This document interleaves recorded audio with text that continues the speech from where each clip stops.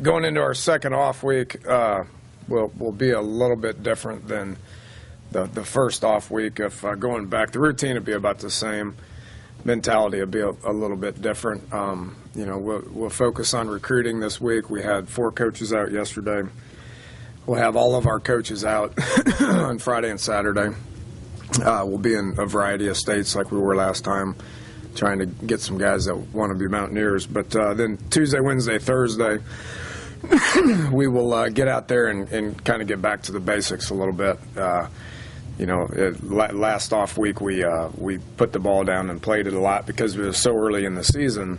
We felt like we needed to keep playing ball. At this point, I think it's more important to get out there and focus more on the fundamentals of the game of football. When you play so many young kids like we are, the first thing that's going to go in the heat of battle is technique.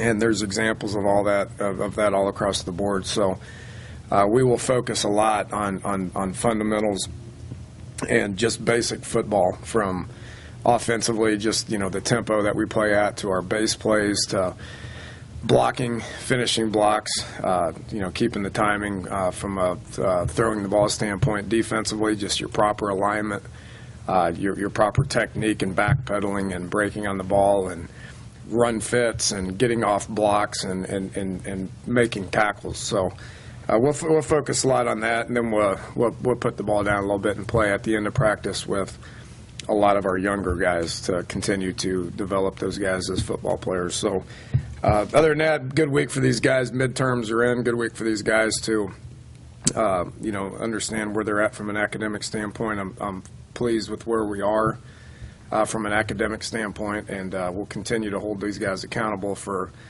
making sure they know what they're doing in the classroom, but also becoming better football players. And then hopefully they get away from it for a couple of days and they come back energized and regrouped, and we will have a great Sunday in preparation for TCU. So take some questions.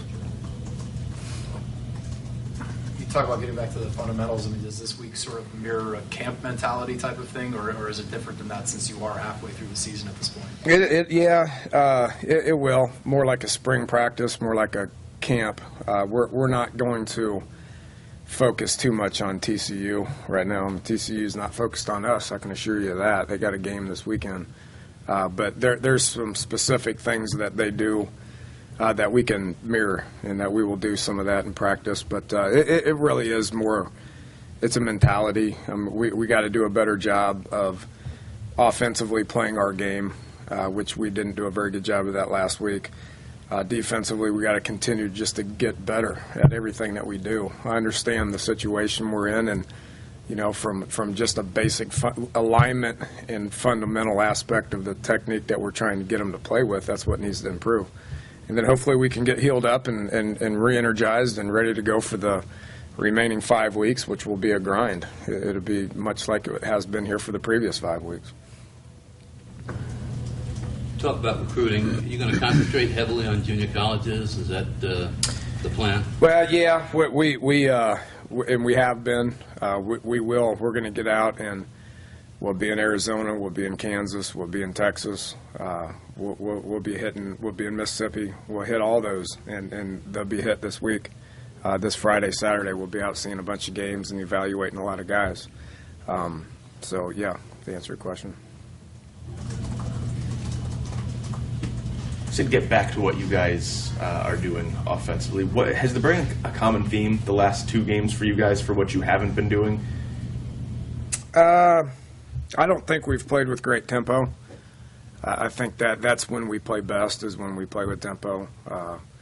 There's specific things that we do offensively that you can, and there's specific things that we do offensively that we can't do from a tempo standpoint. There's things that you need to have them settled and make sure that you're in the right calls.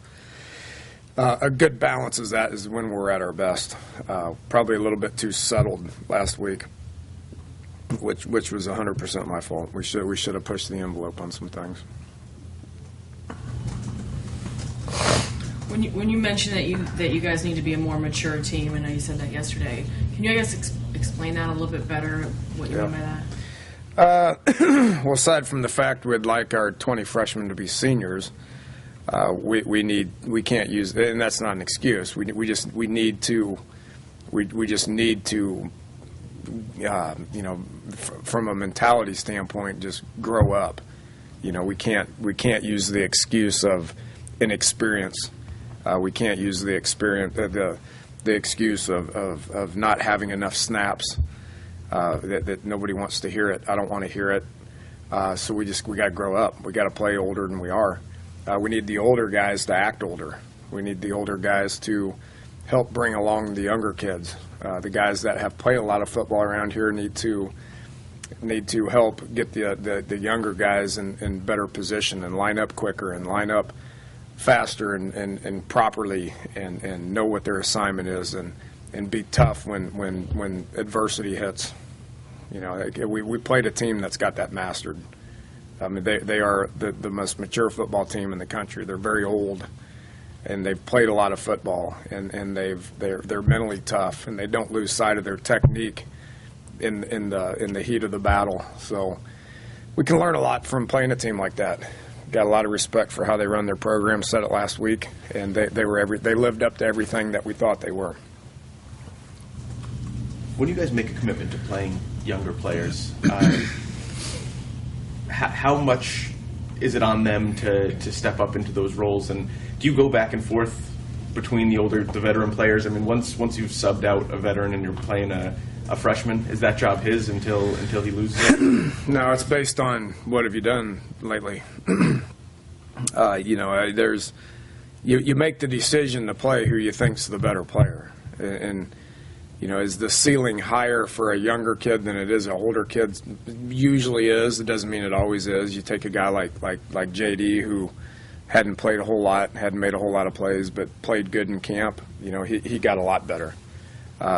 It has faded a little bit recently, which that's something that's what I mean by a mature football team. You got an older guy like him that has some experience, not a ton. He's gotten a lot better, but he needs to act a little bit older in a situation like the other night. But you make the decision to play who you think's the best guy, and then it's all about performance. I mean, if the guy's performing, then you keep him in there. If he's not performing, you look for other people to put in there. The biggest motivation in college football is playing time.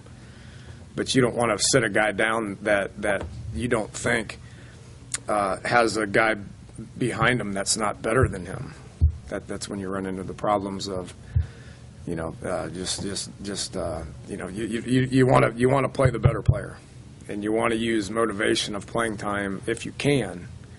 Our depth is preventing us from being able to do that at specific spots.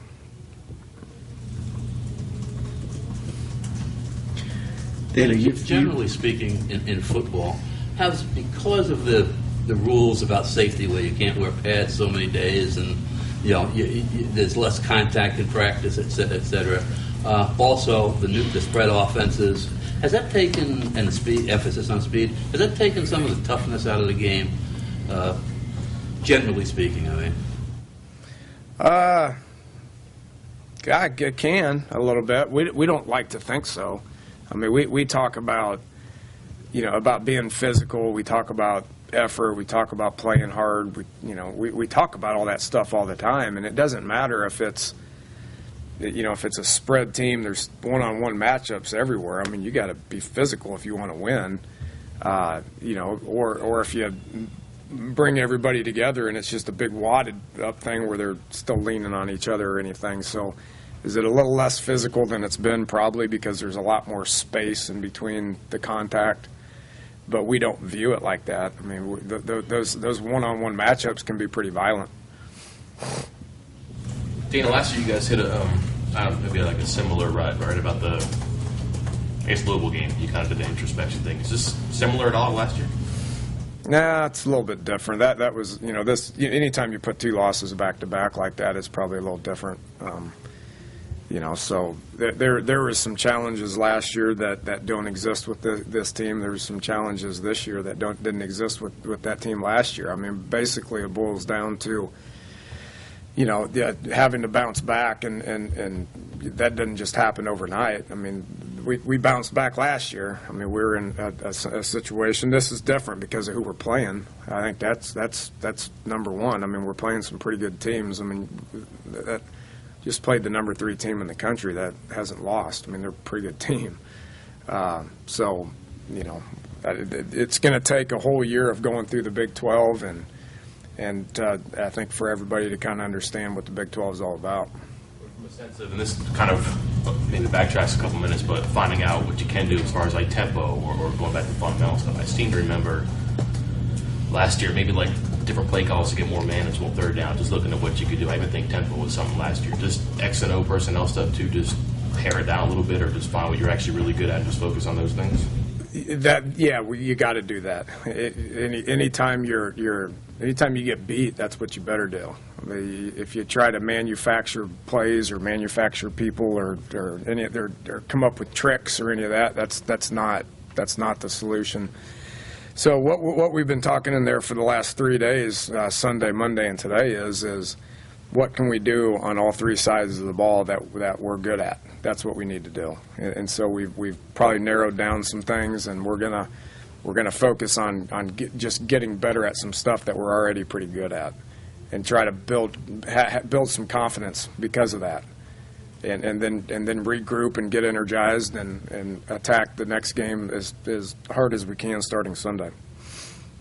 Dana, with that in mind, you've said a couple of times over the last few weeks that there's nothing wrong with your schemes, and I'm talking specifically defensively. But after what's happened the first 7 weeks of the season to your defense, do you now look not necessarily at changing the schemes, but trying to do something within those schemes to cover up some of the areas that are obviously deficient? Yeah, we've tried that. I mean, there's within our defensive scheme, there's different coverages, there's different blitzes, there's different fronts. I mean, you know, we get in one, it doesn't work, we go to another one. It's a multiple defense. We can line up a variety of ways. You know, so when you know they hit us on a cover 2 seam route, we went to cover 3, and then they started hitting us on some out routes, so we went to a press and bail cover 4. You know, so I mean, we mix things up. It ultimately comes down to just executing it based on technique and executing it based on making plays. I mean, you guys saw a couple of times where the ball was in the air and we had people right there. Well, who made the play? They did. I mean, how could we get our guys in any better position than that? So we're constantly trying to tweak it to where we get guys in better position. You know, if as an offensive play caller, I go back to this. And I tell our team this all the time. If you guys are going to rely on us as coaches to make the perfect call every single time, then we're going to fail you. That nobody can do that. Nobody can make the perfect call all the time. So we can put you in position the best that we possibly can, and we need to do a better job. Offensively, we need to do a better job of getting in the right plays. Defensively, we need to do a better job of getting in the right plays. And then we're putting you in position to be successful where now you got to take over. And as coaches, we have something to do with that too, from a mentality and a mindset of being able to make that play based on the technique that we're teaching them and the situations that we're putting them in. We got to do our best, and then they have to make the play. And that's offensively, it's defensively, it's special teams. And we got to do a better job of that as coaches. And we have to do a better job as that as players as well. They have been put in the positions to make plays on that side of the ball, at least in large part. Not saying all the time, no. I mean, and that's where we got to do a better job as coaches, of putting them in better position to be successful. It's a combination of both, you know, and you know, it's where nobody's pointing fingers anywhere. I'm not pointing fingers at any particular place. Nobody's doing that. We all understand that we have to continue to, as coaches, put them in position to be successful, teach them how their technique is, teach them how they make the plays, build confidence in them where they can do it, and then get out there and work hard on it. I mean, ultimately it comes down to getting them out there at practice and working hard in practice and getting better at what we're asking them to do. There's only a certain amount of coverages that we can run. There's only a certain amount of run plays that we can run. You know, you can't, if you try to do a whole bunch more, if you try to make up for our inefficiencies with more plays, it confuses them more and they can't get good at anything. And you said nobody's pointing fingers, and one of the things that Gino said continually after the game was that he's pointing the finger at himself. He's facing his first real adversity individually of the season. How have you seen him respond? How do you expect him to, going forward for the next 2 weeks and into the rest of the season? Me and him have talked, and he doesn't need to say that because he's one of many positions that play football here. So if he thinks that all this falls on his shoulders, he's sadly mistaken. And he's one of our leaders. He's a tremendous football player. He cares more than anybody. He's made a ton of plays. He's responsible for a lot of points and a lot of wins. But this doesn't fall on his shoulders. I mean, this falls on my shoulders, and it falls on all of our coaches, and it falls on all of our players. He's only one piece to everything, and for him to be at his best, he needs to understand that the only thing that he can do is worry about taking the snap and going where we want him to go with the ball. And if that's all he worries about, he's going to be more productive and he's going to be better. So he needs to relax a little bit and not bear that burden. That's not his job. So we're going to get him back on track from the standpoint of just worrying about what he needs to control. And possibly related, the vertical pass for you guys just hasn't been there the past couple of games. I can think of one, maybe Texas Tech, since maybe the Texas game. How is that going to be, and how do you get that back? We got to protect. Texas, different challenges. Texas Tech, Texas, we know who those guys were. They were pretty good coming off the edge. So we were conscious of that and didn't do it very much and was successful in what we were doing. Texas Tech was more press, where we didn't handle the press very well at receiver. And then Gino was not accurate downfield. We went downfield probably 6 or 8 times. We weren't successful, which is the main reason why they were successful. And then this past game, again, the pass rush was pretty good. Those guys were rotating a lot of D linemen in. They were really athletic. It wasn't a specific guy we were scared of. There was just a collection of them. But they did a good job of getting to us. And then their coverage was off. Their corner coverage was off. We should have done a better job of completing the ball underneath more than we did. They did a good job of mixing up their leverage. So it's a combination of a lot of things. It's not the plays that we're calling, because we called plays that would have got the ball downfield some, but whether we broke down up front or he got his eyes away from it, we didn't do a good job of getting it down the field. Danny, you mentioned mental problems defensively. What about physical? Because you're so young, are you just not big enough, strong enough, fast enough for some of the guys that are trying to play? There's something to that. Nobody wants to hear this, but we're doing a decent job against the run. I mean, they averaged 3.7 yards a rush. So we're not just getting gashed on the run. So we're playing pretty physical up front. Shaq's a physical guy, and George Wright's holding his gap, and Kyle Rose played better, and Josh is doing okay, and Terrence from squeezing things in, and Isaiah Bruce and Jared Barber played better against the run last week. Those bodies aren't doing a great job with the pass rush. So we got those bodies in there that are doing a pretty good job against the run, being physical. But those guys got to do a better job of rushing when they have opportunities to rush. We're not getting any pressure on the quarterback. So he can sit back there, and the receivers can run double and triple moves on people, and he just throws it as far as he can and hit every one of them. But, from the physical standpoint, for some of the kids in the secondary not being physical because they're young, yeah, that probably exists. Let me give you a soapbox. Did you feel that you were overrated coming into the season, and partially just off that Clemson game? Because if you really think about last year, or even your conference play over the last 9 games, you've won all of them. The ones you've won have just been 7 or less points, and you haven't done what you did in the Clemson game. Right. And did that hurt you being overrated, do you think? I don't know. I mean, everybody's got an opinion of preseason rankings. I mean, preseason rankings are based on how you ended the year and how many guys you got coming back. But how much difference this team than last year's team, that exists every year. So it doesn't matter what happened last year. I sat up here before the Marshall game and said that. You know, this is a different team. We're going to find out its makeup through games. It's going to take games to find out what we're made of. So, you know, we tell our team, don't worry about what the outside says, what the papers say, what the rankings say, what the internet says, the TV. I mean, our job is to get the guys to focus on not paying attention to what everybody's saying. And this week we're telling them don't pay attention to what everybody's saying because all the people that said you were so good are telling you you're so bad. So why pay attention to either one of it? Just worry about what we say in here. Get and worry about yourself and get individually better. You know, worry about your academics and do a good job. Worry about, you know, your health and taking care of your bodies and getting in the weight room and getting bigger and stronger and getting treatment. And that, I mean, those are the stuff you need to be worrying about.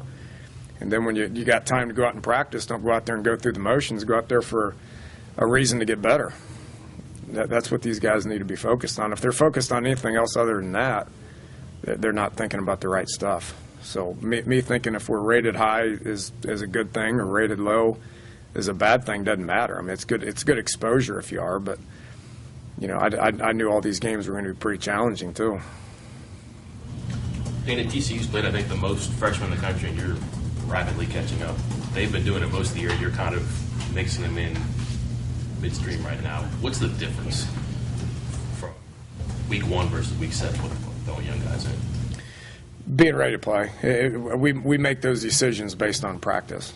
And we talked in here a lot in camp about our freshman receivers, you know, who's going to be able to play. And we knew there was some promise there that from a talent standpoint, Jordan and Devontae and Travaris were going to be able to help us. But you don't want to put them out there if guys like K.J. Myers or Dante Campbell or Ryan Nealand are better. And at the first, you know, when we made the decision, we just felt like those guys were a little bit better. And as we kept practicing and kept practicing and kept practicing, we saw the younger guys get better, and we saw those other guys stay the same. So it comes back to playing time being the main motivator for a kid. And if it is, then they'll continue to get better. If it's not, then they won't. Speaking of getting treatment, is there something more than 5 bruises with Sean?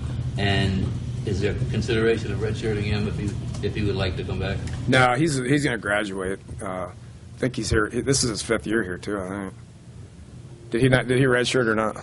I don't even know the answer to that, to be honest with you. But no, we haven't talked about that because he can play. The most important. I say he can play. I mean, we're going to see if he can practice. I mean, he's not. We're not going to just dress him out and say, "I hope he can play." He's going to have to practice a couple of days before we can put him out there to do that. But you know, it's always been we're hoping to get him to practice so we can play him in the game. It's been that way for a month. So this week we're going to practice him. We're going to try to incorporate him. Next week we'll practice him, and if it looks good, we'll play him. If he gets out there and he's hobbling around, it doesn't look very good, then we won't play him. So I haven't even thought about the red shirt thing because the most important game is the next game that we play. And if he can play and he can help us win, then we're going to play him. He ain't no different than anybody else. An injury like that? Take this No, it's a bruise that kind of got into the bone a little bit, which means it's a bad bruise. But that, you know, so it's treatable. He's getting treatment. All right, guys, appreciate it.